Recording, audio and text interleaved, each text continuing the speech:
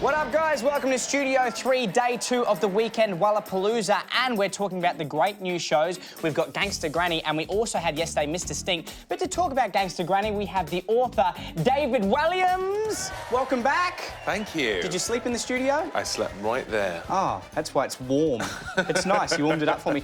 Now, tell me about Gangster Granny. Well, it's a story about a little boy who discovers his granny has actually got a secret past as a jewel thief. And they go on one last adventure together, which is to steal the crown jewels, which is the crown and the sceptre that the Queen has, that's kept in the Tower of London. So it's an adventure story with a lot of comedy along the way. Where did you come up with this idea? Well, I think when I was a kid, I used to think my granny was boring because I just thought, well, she's an old person and she's always been old.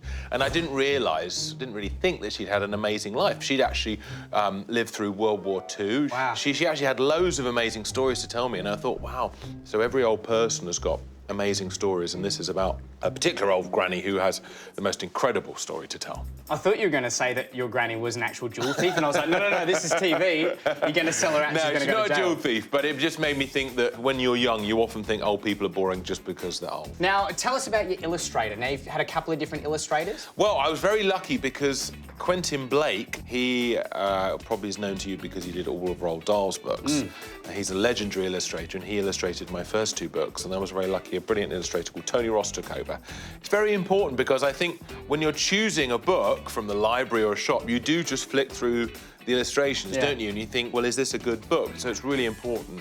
And if you work with someone as legendary as Quentin, you know, it makes your writing seem a bit better than it is. Well, come on now. In saying that, if you had have illustrated the books yourself, how do you think they would have sold? I can't draw at all. And as a thing, when you're a well-known person, people say, will you do a doodle? You know, we're auctioning for charity. And I say, I really can't even doodle. Can you draw something for me? I can maybe a face or something, but it would look like a house. Did you ever think that one day you'd be compared to someone like Roald Dahl? And you are. I'm telling you now, if you've never heard it before, I'm telling you. No, I did not, because he's my hero, and I grew up reading his books, and the first book I ever read for pleasure was Charlie and the Chocolate Factory.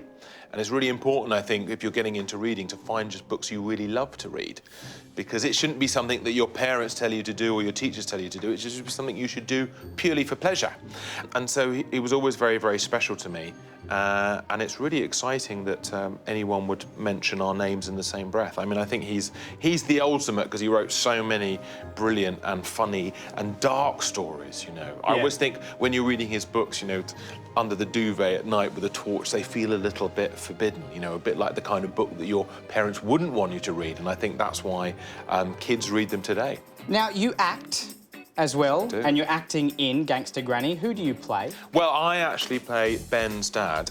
There's me and an actress called Miranda Hart. We play the mother and father of this boy called Ben, and we're obsessed with this show, Strictly Come Dancing, and we want our son to be a ballroom dancer. He wants to be a plumber, but we want him to be a ballroom dancer. Yeah, and we had a lot of fun because we got to wear those outfits, that, you know, those very strange sort of spangly, silky, red, spangly diamantes outfits. The outfit I saw you arriving in the studio today wearing. No, David. We told you not to talk about that kind of stuff.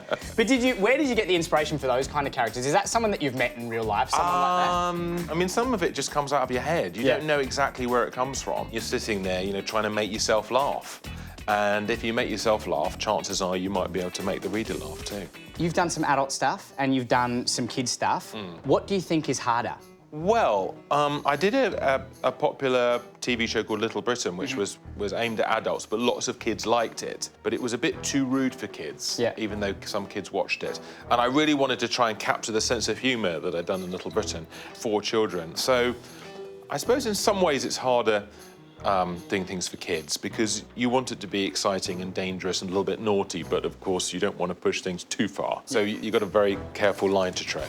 Hey, I've got this massive, big, red ball of fame. I've even signed it. Are you okay to sign this for us? Of course. I'll just get you a pen. Then what happens to the ball? Good question, David. We give it to a Threep, which is one of our fans. Okay, so when? Well, when it's fully signed. I'm going to do a little smiley face as well. Oh, sure.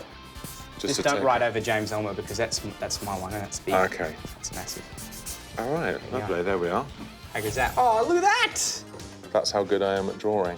Oh, my that's drawing. why you didn't illustrate your books. Yeah. I mean, no, that's really good.